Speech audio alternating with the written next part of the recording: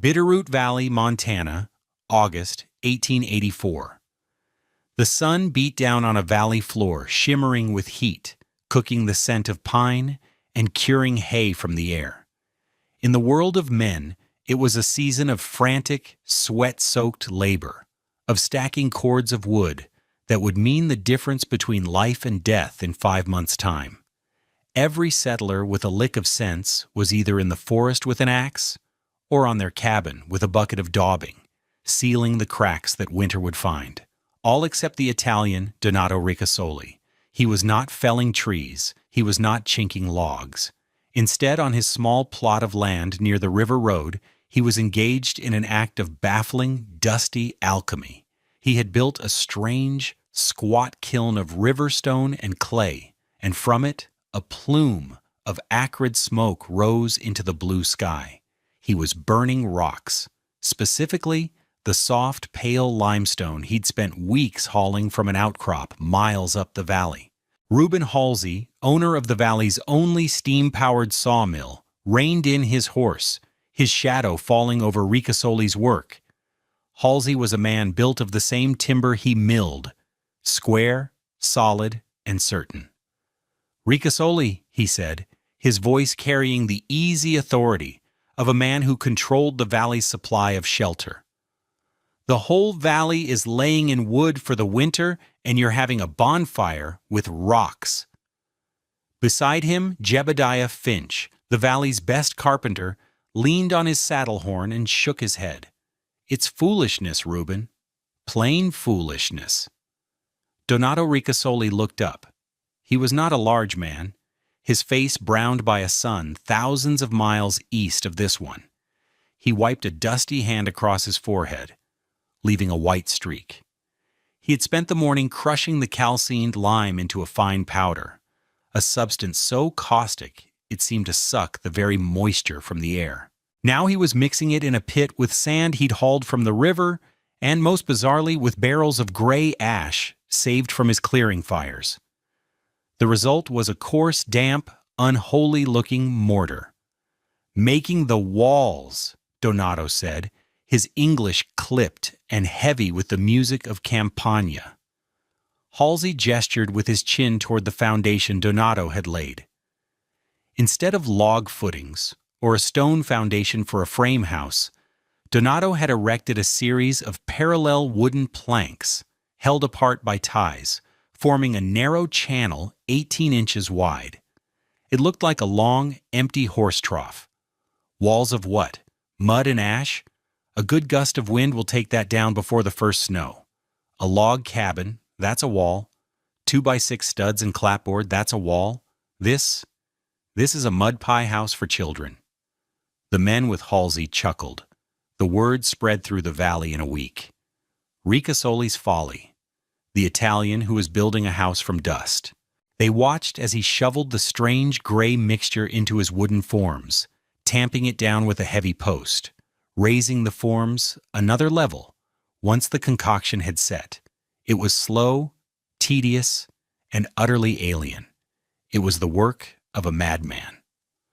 What did this Campanian lime burner, this quiet man, who preferred the company of kilns and powders to the camaraderie of the logging camp, understand about the physics of heat that a valley full of expert log builders and sawyers had missed? I'm going to tell you that story, and I promise that by the end of it, you will understand the profound and powerful difference between insulation and thermal mass, a principle that could have saved countless lives on the frontier and can still make your own home more comfortable today. If you find this kind of practical, historical wisdom valuable, consider subscribing to the channel and letting us know in the comments what you think the most important survival skill on the frontier was.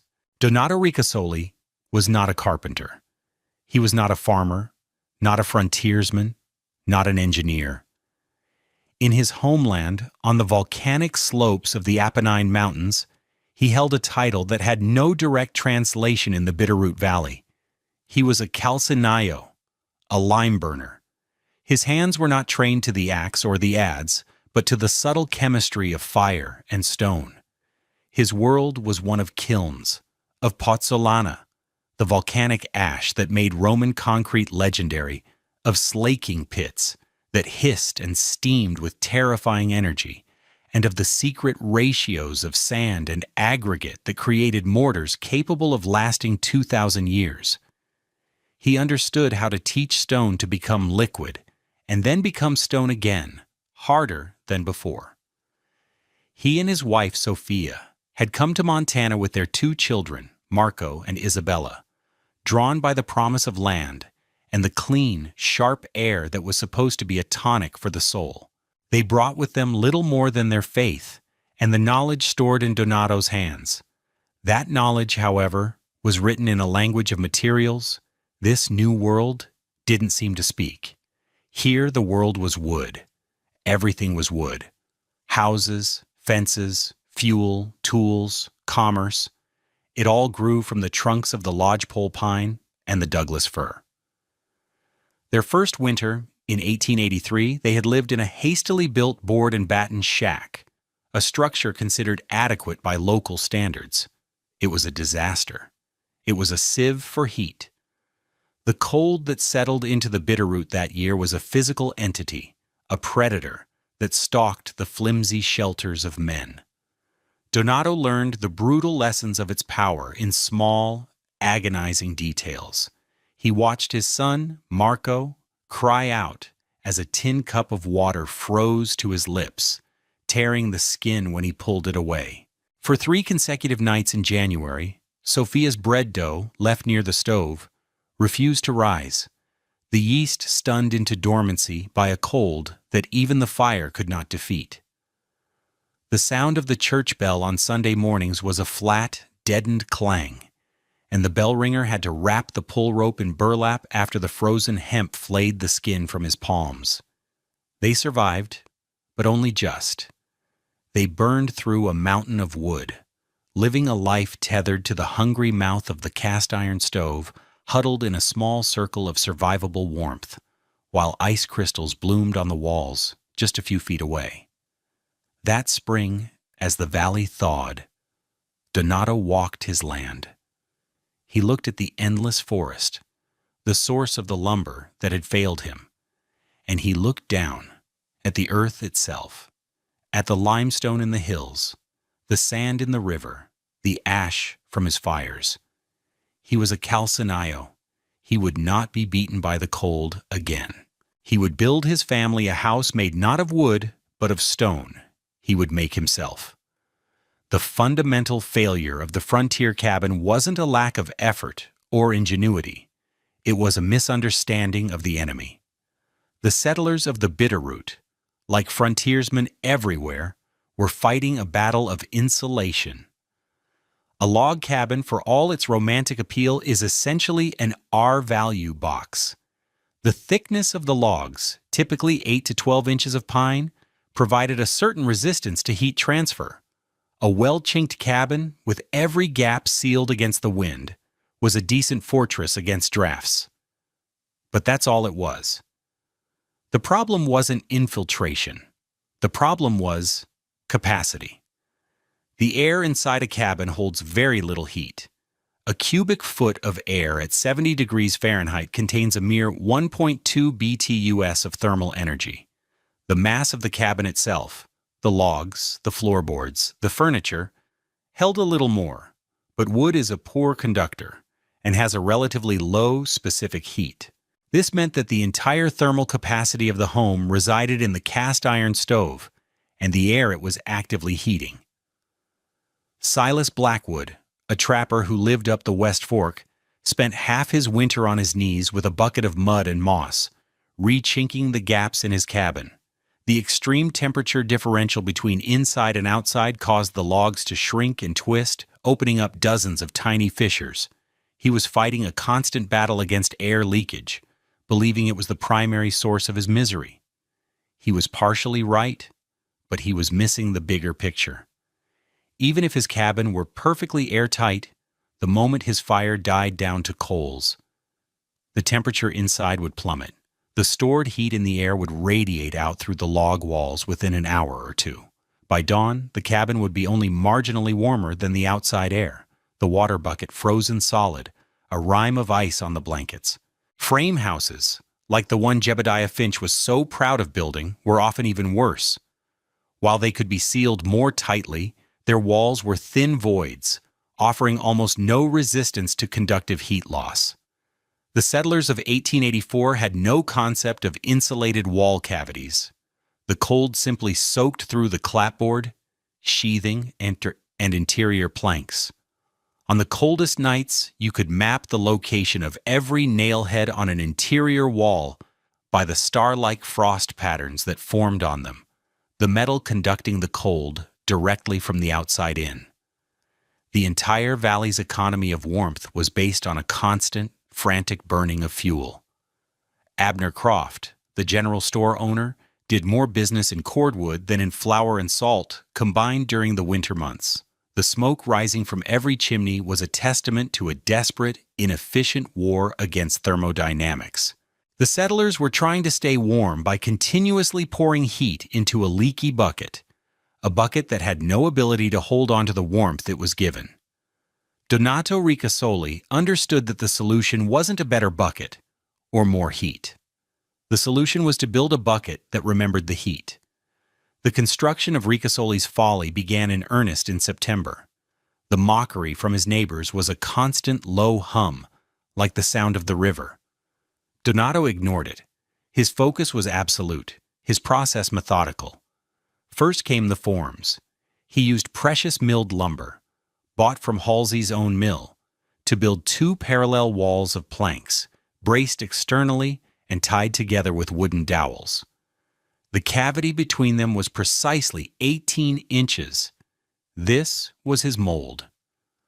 While the valley men were in the woods, the sharp ring of their axes echoing through the canyons, Donato was at the river, shoveling sand into his wagon, judging its grit and cleanliness with his bare hands.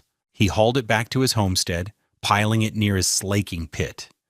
He spent days gathering the pale, dusty ash from the massive piles of slash he had burned when clearing his land. To his neighbors, this was trash. To Donato, it was a critical ingredient, a source of silica and alumina, the pozzolanic material that would react with his lime. The heart of the operation was the kiln. He had built it with a knowledge passed down through generations. It was small but remarkably efficient, designed to concentrate heat and drive the carbon dioxide out of the limestone, converting calcium carbonate into the highly reactive calcium oxide, or quicklime. For 3 days and nights he fed the kiln, sleeping beside it, watching the color of the flame, smelling the air, until he knew the chemical transformation was complete. He carefully removed the chunks of glowing quicklime and placed them in a shallow, clay-lined pit. This was the most dangerous step. Slaking. He added water, and the pit erupted in a furious, hissing cloud of steam. The lime boiled, cracked, and expanded, its chemical potential energy released as intense heat. It was a controlled volcanic event. When the reaction subsided, the caustic quicklime had become calcium hydroxide, slaked lime, a fine, damp powder with the consistency of damp flour. It was during the mixing that Reuben Halsey paid his second visit. He'd come ostensibly to check on a timber lease, but his path took him directly past Donato's strange construction site. He dismounted and walked over to the mixing pit where Donato, covered in gray paste, was turning the mixture of slaked lime, sand, and ash with a long-handled hoe. "I still don't understand what you're doing, Ricasoli," Halsey said, shaking his head. "But I understand business. And this is bad business?" Donato stopped, leaning on the hoe. "How so?" "My mill lives on cordwood and lumber," Halsey stated, his voice flat and serious. "Every man in this valley buys studs and planks from me to build, and he buys cords of slab wood from me to heat what he's built. It's the way of things.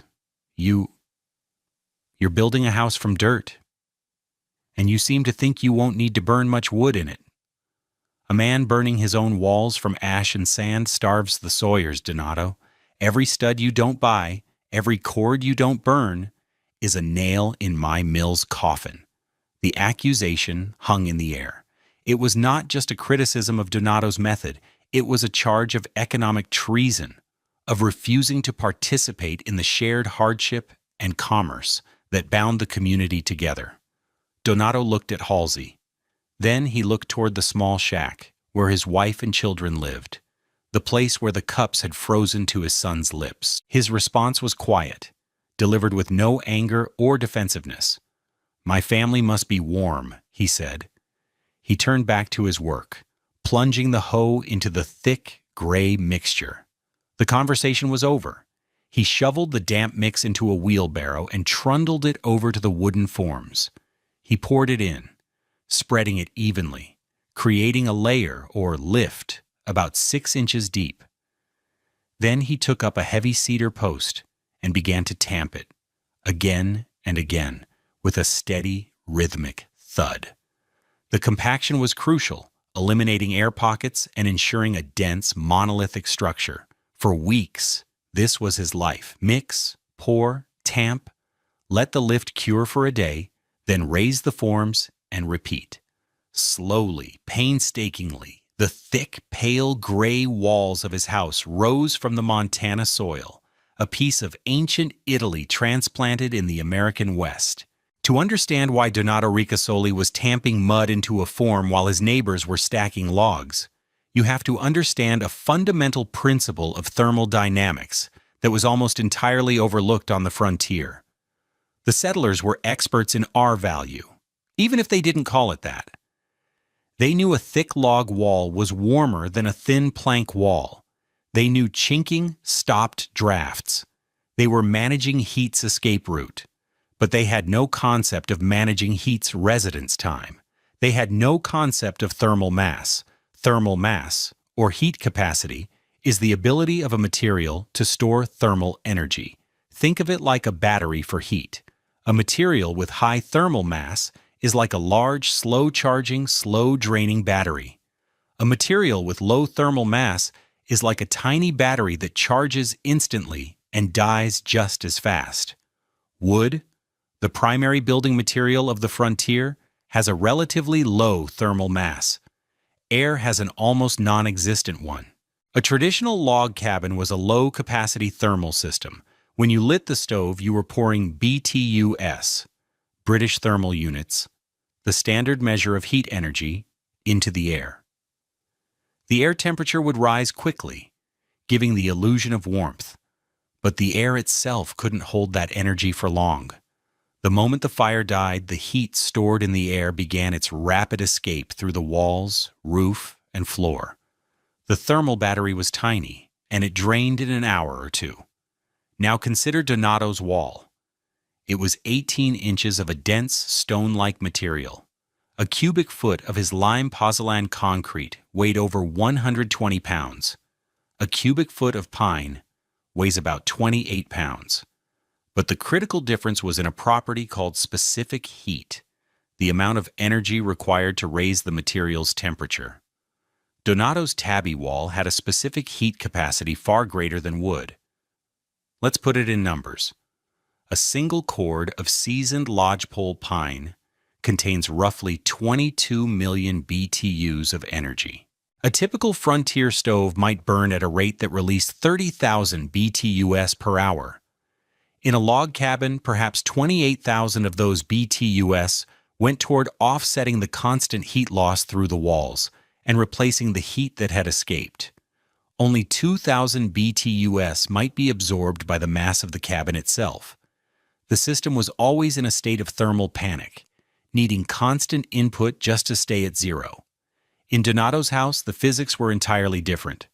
The house was tight, with few drafts. The first 10,000 BTUs from the stove went to heating the air, just like in the log cabin. But the remaining 20,000 BTUs did something else. They began to soak into the massive 18-inch walls. The walls were a thermal sponge. They absorbed that energy slowly, their temperature rising degree by painstaking degree. After a 3-hour firing in the evening, the interior surface of the wall might be 75 degrees Fahrenheit, while the core was 68, and the exterior was still holding at the ambient temperature from the day. The wall had become a charged thermal battery. Then, Donato would damp the stove for the night. The fire would die down. In the log cabin, this was the moment the cold began its assault. But in Donato's house, this was the moment the walls went to work. As the air temperature in the room began to dip to, say, 65 degrees, it became cooler than the wall's surface. Physics dictates that heat always flows from a warmer object to a cooler one. The walls, now warmer than the air, began to gently radiate their stored energy back into the room. It wasn't a blast of heat like a stove, but a steady, silent, persistent warmth. The wall was now the furnace. It was a slow-release system, bleeding its stored BTUs back into the living space for the next 14 hours, keeping the temperature stable and comfortable until the morning firing. Donato Ricasoli hadn't built a simple barrier to the cold. He had built a thermal flywheel. He had built a house that could inhale the heat of a brief, intense fire, hold it in its massive stone lungs, and exhale it slowly all night long. That January, the sky turned a pale, hazy white, and the world went still. An Arctic high-pressure system descended on the Bitterroot Valley and refused to move. For 12 days, the temperature never rose above zero, and at night, it plunged to a merciless minus 34 degrees Fahrenheit. There was no wind, which was in some ways worse. The cold was not a thing that blew past. It was a thing that soaked in, a deep, penetrating force that leached the life and energy from everything it touched. The valley suffered. At Jebediah Finch's new frame house, his wife hung blankets over the interior walls to stop the phantom drafts that seemed to emanate from the very wood itself. The nail heads were coated in thick, white frost. In Silas Blackwood's cabin, the frozen mud chinking had contracted to the consistency of iron, leaving paper-thin gaps between the logs that whistled with a tiny, needle-like intake of air so cold it felt like a physical cut. The sound of axes echoed day and night as men cut into their precious wood piles at a rate they knew was unsustainable. At the general store, Abner Croft's face was grim. He was selling wood faster than Halsey's mill could sled it down from the mountains. He was selling survival, one armload at a time. At the Ricasoli house, life went on with a strange and quiet normalcy. In the morning, Donato would rise in a house that was a comfortable 60 degrees. He would load the small stove with a few pieces of wood and bring it to a hot, efficient burn for 2 hours. The children, Marco and Isabella, ate their breakfast in their shirt sleeves. By mid-morning, the stove would be shut down completely. For the rest of the day, the house remained warm, heated by the energy now stored in its thick, pale walls. Another short, hot firing in the evening was all that was needed to carry them through the brutal night. They were burning less than a quarter of the wood of their neighbors. The ultimate proof of their comfort sat on the deep, 18-inch southern windowsill. It was a small bottle of olive oil, a precious luxury Sophia had brought from Italy. Every day, it caught the weak, low-angled sunlight for a few hours. All through the Arctic outbreak, the oil remained a clear, golden green, perfectly liquid and pourable.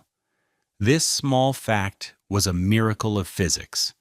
Donato knew that at Halsey's sawmill, the mechanics were fighting a losing battle. The bearing cup grease on the steam engine and saw arbors, a thick, viscous lubricant, had frozen into a substance like amber.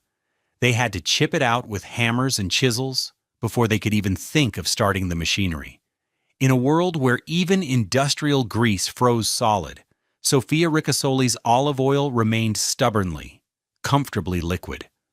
On the 9th day of the cold snap, Reuben Halsey's luck ran out. He was supervising a team of 6 draft horses hauling a massive boilerplate on a heavy sled, bound for a new mine up the valley. The river road, frozen to the consistency of granite, was treacherous. Just as they passed the turnoff to the Ricasoli place, a weld on a trace chain let go with a crack like a rifle shot. The sudden slack caused the lead horse to stumble, and it threw a shoe. They were stranded. The teamsters cursed, their breath pluming in the still, frigid air. The farrier, a man named McLeod, set to work, but it was nearly impossible. The cold was so intense that his tools stuck to his bare hands. He couldn't work in gloves. He tried to build a small fire, but the frozen wood sputtered and refused to catch. "We'll lose the horse if I can't get this shoe set," McLeod said, through chattering teeth, "and we'll all get frostbite waiting." Halsey looked around, his gaze falling on the strange, pale house, sitting 50 yards off the road. Ricasoli's Folly. He noted with a grim satisfaction that there was no smoke coming from its chimney. "Must have frozen in his sleep," he muttered to one of his men. Then an idea struck him. The house's long southern wall was facing them, exposed to what little sun the hazy sky offered. It would at least provide a lee from any phantom breeze. "McLeod," he ordered, "get your forge and anvil over there. Set up against the wall of that house. It's better than nothing." They dragged the equipment across the frozen ground. McLeod set up his small forge in the shelter of the south wall, and the men huddled around it, soaking up its meager heat. Halsey stood apart, stamping his feet, his frustration mounting. He watched the farrier work, his back just inches from the lime ash wall. Between hammer blows, McLeod would unconsciously lean back, pressing his shoulders against the pale, monolithic surface for a moment's rest. Halsey frowned. It was an odd gesture.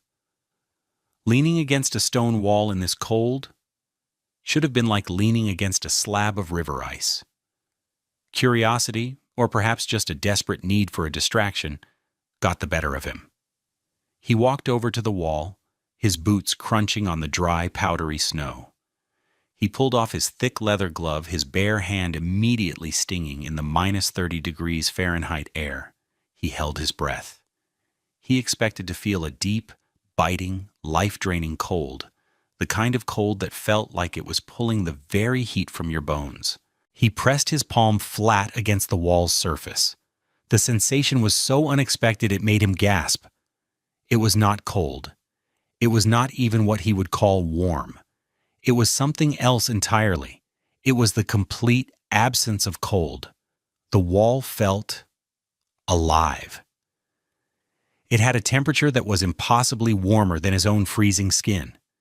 He could feel a faint, deep, utterly persistent warmth radiating from it, as if it had a slow, steady pulse. He pressed his cheek against the surface. It didn't bite. It felt neutral, calm, stable. In that moment, standing on a frozen road in the depths of a Montana winter, Reuben Halsey understood. This wall was not a barrier. It was a reservoir. It had spent the morning drinking the faint sunlight and was now, hours later, still remembering that warmth. He looked at the smokeless chimney, and then back at the wall his hand was touching, a wall that was being warmed from the inside by a fire that had gone out hours ago. He thought of the tons of wood his mill was selling, of the frantic, endless battle everyone was fighting. And he looked at this quiet, foolish house. You didn't build a wall, Ricasoli, he thought. You built a season. Halsey's conversion was immediate and total, but he was just one man. The idea spread not through his endorsement, but through a more trusted and far-reaching network. Father Antonio Ravalli, a Jesuit priest who had ministered in the Bitterroot for decades, was a legend in the territory. Though aging, he still rode the circuit, visiting the scattered missions and homesteads. The Arctic outbreak caught him on the road, and he sought shelter at the nearest homestead, which happened to be the Ricasolis. He entered the small house expecting the usual frontier winter experience, a ring of scorching heat around a roaring stove and a periphery of deep cold. Instead, he found a gentle, even warmth that filled the entire space. He saw the children playing on the floor, the liquid olive oil, the single small fire that Donato kept. As a man responsible for the welfare of his flock and the practical maintenance of mission buildings across a vast, cold territory, he recognized the significance of what he was seeing instantly. For 2 nights he sat with Donato at a small wooden table. Communication was difficult, a mix of Donato's broken English and the priest's rudimentary Italian. But they found a common language in numbers and diagrams. Donato, who was barely literate, took a piece of charcoal and drew his kiln. He drew the wooden forms. Most importantly, he wrote out the ratios, not in words, but in shovelfuls, in buckets. 3 buckets of sand, 1 bucket of ash, 1 bucket of slaked lime. He showed the priest how the lime had to be burned until a certain color, how it had to be slaked until the steam subsided, how the mix had to be tamped until the water rose to the surface. Father Ravalli, a man of letters, did not dismiss the rustic measurements. He understood them as the grammar of a practical art. He copied everything, with meticulous care, into his parish ledger, a book that normally held records of baptisms, marriages, and deaths. Next to a list of souls saved, he now had a recipe for saving bodies from the cold. When the weather broke, he rode out, his ledger tucked safely in his saddlebags. By Easter, he had traveled to 7 missions, from St. Ignatius in the north to the small chapels of the Gallatin Valley. At each stop, he shared the gospel of Donato Ricasoli's warm walls, opening his ledger and explaining the miracle of the thermal mass he had witnessed. The seeds of a revolution in frontier building had been planted. The technique Donato Ricasoli brought to the Bitterroot Valley from the Italian Apennines was an ancient art, but it was also a preview of the most advanced building science of the 21st century. What he constructed using ash and lime was a primitive but highly effective trombe wall, a passive solar design where a high-mass wall is used to absorb the sun's heat during the day and radiate it into the structure at night. He had created a thermal battery a full century before the term became popular among sustainable architects. Modern building science talks extensively about the balance between R value, insulation, and thermal mass. We now know that in climates with a large diurnal temperature swing, hot days and cold nights, or even just cold winters with sunny days, high-mass walls can dramatically reduce the need for artificial heating and cooling. Materials like concrete, brick, and rammed earth are used today to achieve the exact effect Donato created with his home-brewed tabby. He had, without any formal training, stumbled upon the core principles of passive survivability, building a shelter that could maintain habitable conditions even in the absence of a constant energy input. His house didn't just protect his family from the winter of 1884. It was a blueprint for resilience that we are only now beginning to fully appreciate. There is a profound philosophical difference between the way the settlers fought the winter and the way Donato Ricasoli prepared for it. The log cabins and frame houses of the Bitterroot were monuments to a constant, desperate struggle. Their occupants were engaged in a direct, hour-by-hour battle with the cold, feeding the insatiable hunger of the stove, knowing that any lapse, any failure to supply more fuel, would result in immediate defeat. They fought the night, every night. Donato did not fight the night. He simply taught the wall to remember the day.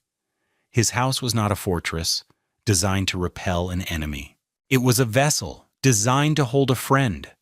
The walls he so carefully built were not a shield against the cold. They were a memory of the warmth. They absorbed the fleeting heat of the low winter sun and the brief, intense blaze from the stove, and they held it, deep within their monolithic mass. They remembered the BT-us, the gentle radiation, the energy of the light. And as the world outside descended into a killing cold, as the stars glittered in a black sky that offered no warmth at all, the walls of Donato's house would slowly, faithfully, exhale the memory of the day's light back into the home. He had built a structure that did not live in opposition to the cycles of nature, but in harmony with them. He had created a place where warmth was not a fleeting victory, but a lingering presence, as reliable and as patient as stone itself. We hope this story has given you a new appreciation for the hidden wisdom of the past, and for the powerful physical principles that govern our comfort and survival.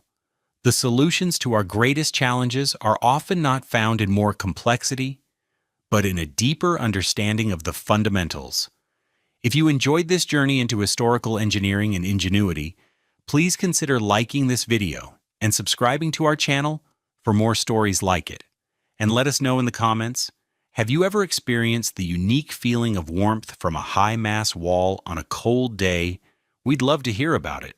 This video presents historically inspired reconstructions for educational and storytelling purposes.